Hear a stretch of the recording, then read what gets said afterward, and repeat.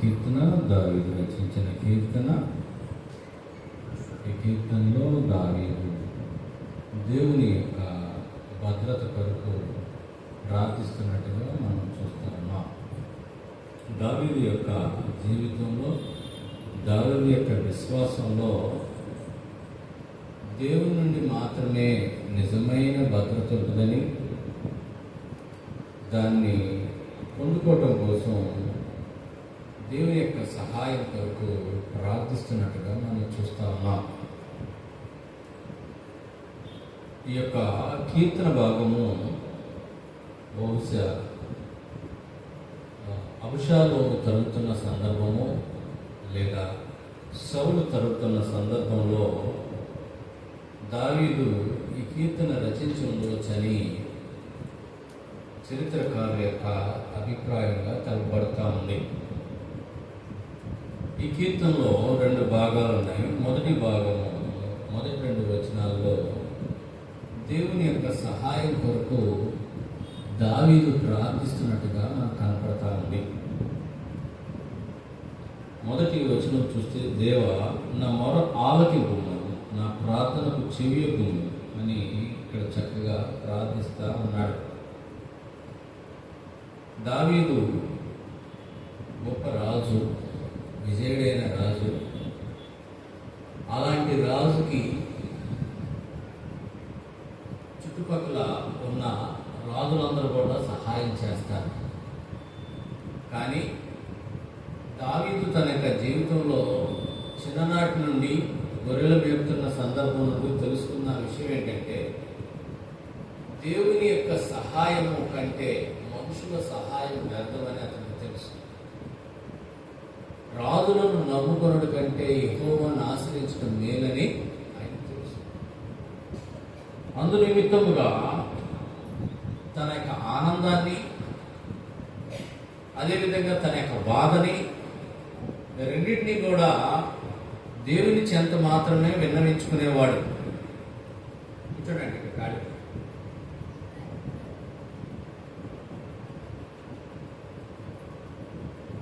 ఆయన ఈ యొక్క ప్రార్థనని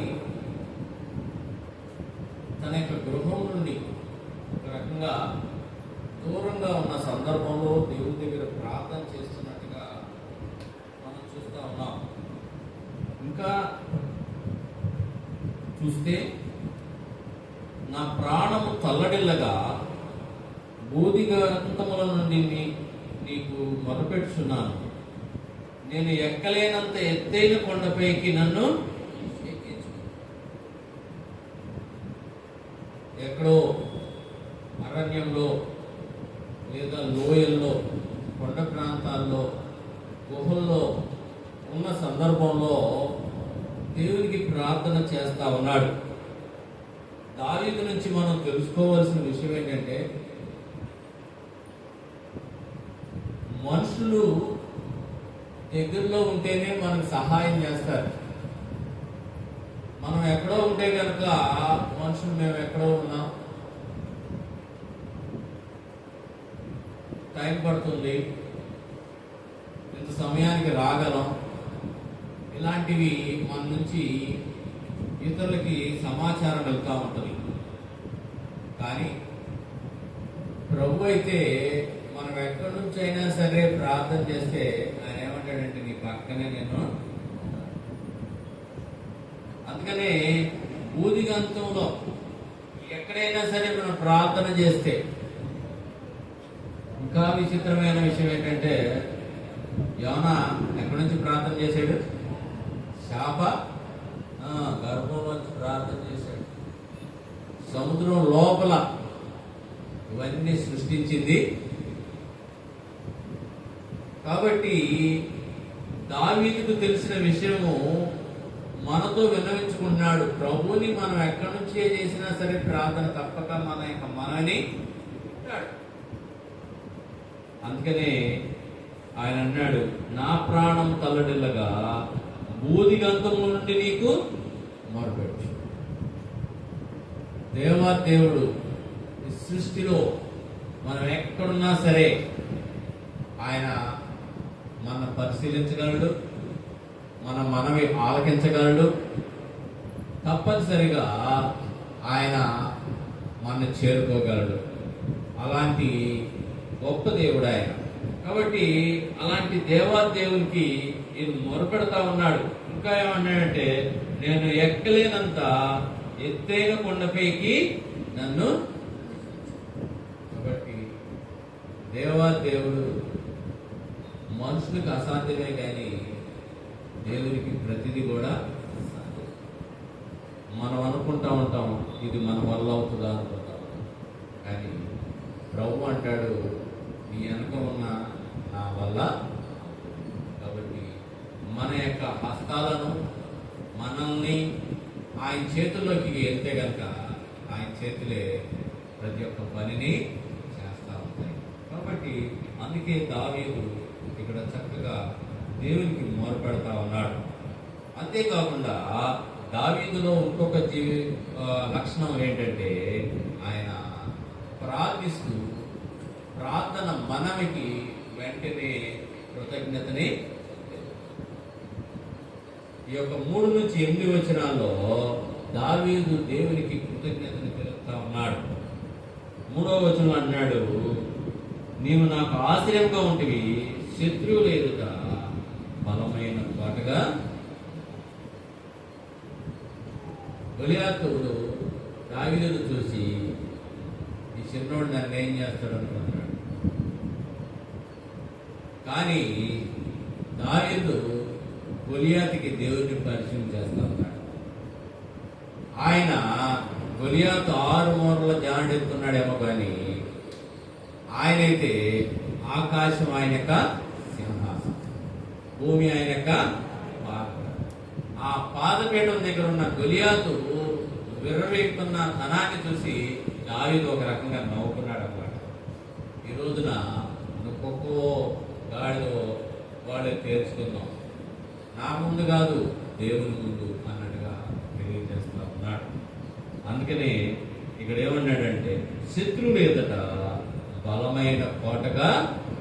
అందుకని దావీదు దేవుణ్ణి ఆశ్రయించాడు కాబట్టి, ఆయన యొక్క బలమైన కోటలో ఆశ్రయం పొందుతున్నాడు కాబట్టి ఏనాడు కూడా దావీదుకి అపజయం అనేది రాలేదు. ఆ యుద్ధము ఎప్పుడు కూడా దేవునికి అప్పచెప్పాడు, యుద్ధం యెహోవాదే అనే విషయాన్ని. రెండో విషయంగా చూస్తే 4వ వచనంలో, యుగ యుగములు నేను నీ గుడారంలో నివసించేదను, నీ రెక్కల చాటున. కాబట్టి దావీదు ఎట్టి పరిస్థితిలో తన యొక్క జీవితంలో ఎరగని విషయం ఏంటంటే, ఏ రాజుని ఆశ్రయించలేదు, ఏ రాజు యొక్క సహాయాన్ని కోరుకోలేదు, దేవుని యొక్క రెక్కల చాటుకే వెళ్ళాడు. ఆయన రెక్కల కిందే ఆశ్రయం పొందుకున్నాడు. కానీ దావీదు తన యొక్క జీవితంలో ఇంకొక ఆశ్రయం అంటూ లేదు. అదేవిధంగా 5వ వచనంలో అన్నాడు, దేవా నీవు నా మొక్కుబడులు. ఇది చాలా అద్భుతమైన విషయం. దేవుడు మన యొక్క మొక్కుబడులు అంగీకరిస్తా ఉన్నాడా? మన ప్రార్థన అంగీకరిస్తా ఉన్నాడు. మొక్కుబడులు అంటే డబ్బులు అయ్యేందుకు మాత్రమే. మన యొక్క ప్రార్థన, ఆ ప్రార్థనలో ముఖ్యమైనది విరిగి నలిగిన మనసుతో కూడిన ప్రార్థన. మన ప్రార్థన దేవునికి అంగీకారంగా ఉందా? మన యొక్క ప్రార్థన అలనాడు మందిరంలోకి వచ్చి ప్రార్థన చేసిన పరిసేయులాగా ఉందా, లేదా మందిరంకి వెలుపలగా ఉండి తల పైకెత్తడానికి కాడా ధైర్యం చాలని ఆ యొక్క సుంకరిలాగా మన ప్రార్థన ఉందా అనేది ఒకసారి ఆలోచించుకోవాలి. మన ప్రార్థన చాలా తగ్గింపుగా ఉండాలి.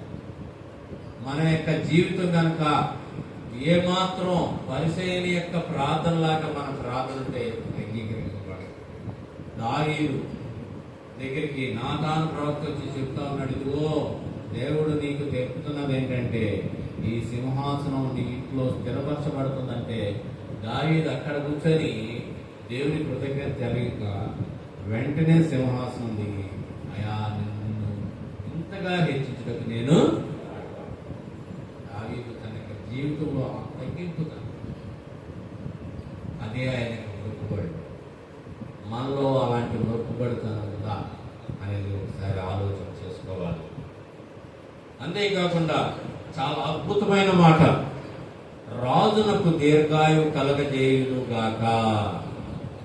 రాజు అంటే నిరంతరం యుద్ధాలతో పోరాడేవాడు. ఏ యుద్ధంలో అయినా సరే రాజు మరణించడమే. రాజు అనేవాడు నిండు ముసలితనం వరకు ఉండటం చాలా తక్కువ. అరుదు.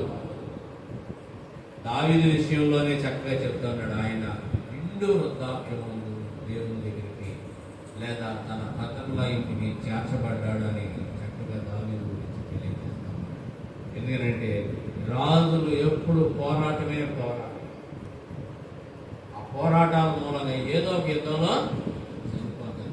కానీ ఆయన చక్కని మాట చెప్తున్నాడు, రాజు నాకు దీర్ఘాయువు కలగజేయదు కాక, అతని సంవత్సరములు తరతరములు. ఏ రాజుని దేవుడు దీర్ఘాయువు కలగజేస్తాడంటే ఎవరైతే దేవునికి సన్నిహితంగా ఉంటారో, ఎవరైతే దేవుని యొక్క మార్గంలో నడుచుకుంటూ ఉంటారో అలాంటి వారిని ఈ భూమి మీద అదేవిధంగా పరలోకంలో కూడా తరతరంలో ఆయన చక్కగా ఉంచే దేవుడిగా ఉంటాడని ఇక్కడ చక్కగా దావీదు మనకు తెలియజేస్తూ ఉన్నాడు. అంతేకాకుండా 7వ వచనంలో అన్నాడు, దేవుని సన్నిధిని అతడు నిరంతరము నివసించును కాక, అతన్ని కాపాడుటకై కృపా సత్యములు నియమించును అన్నాడు. కాబట్టి దేవుని యొక్క సన్నిధి, ఆయన యొక్క సన్నిధి అనగా ఆయన యొక్క మందిరం.